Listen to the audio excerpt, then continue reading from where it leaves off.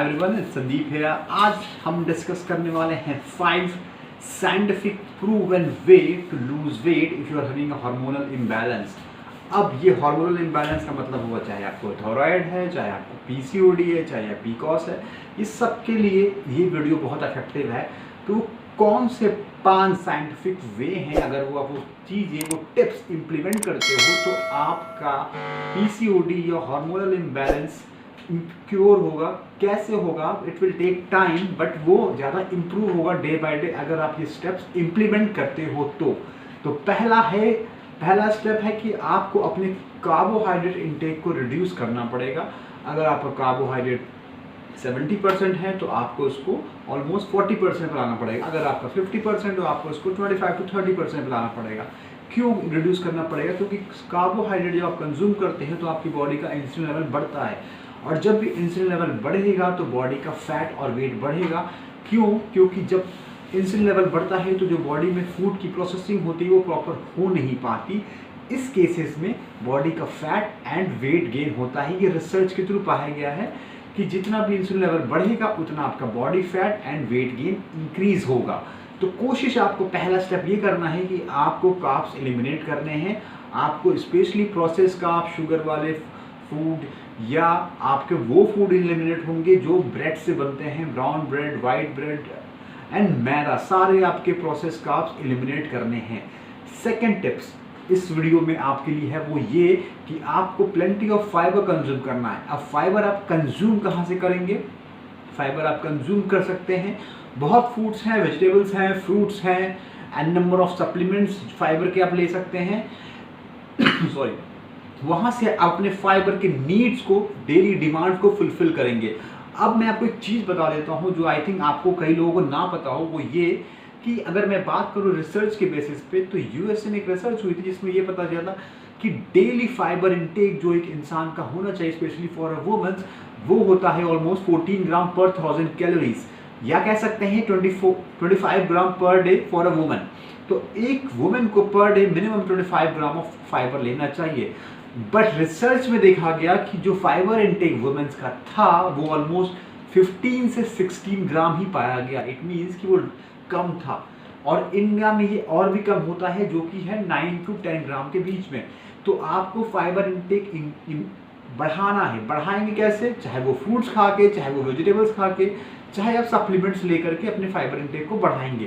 Third point मेरा आपके लिए ये है कि आपको अपने डाइट में प्रोटीन बहुत इंक्रीज करना है। There should be you have to eat enough protein.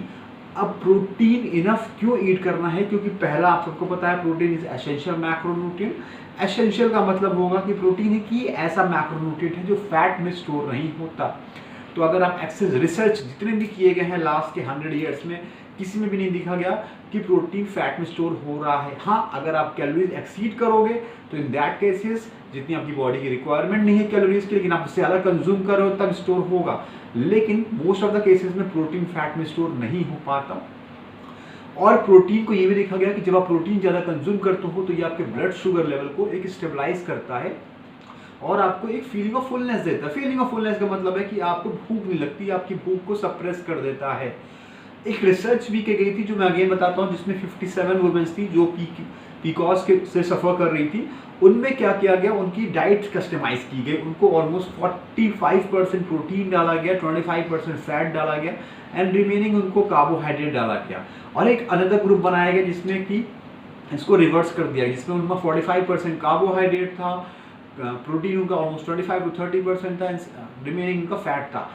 ये जब आफ्टर 6 वीक के बाद रिजल्ट देखा गया तो ये देखा गया कि जिस ग्रुप में प्रोटीन की परसेंटेज ज़्यादा थी, जो ज़्यादा कैलोरी कंज्यूम कर रहे थे प्रोटीन से, उन्होंने ऑलमोस्ट 5 kg वेट रिड्यूस किया एज कंपेरिजन टू ग्रुप जिन्होंने प्रोटीन जिनकी डाइट में कम था।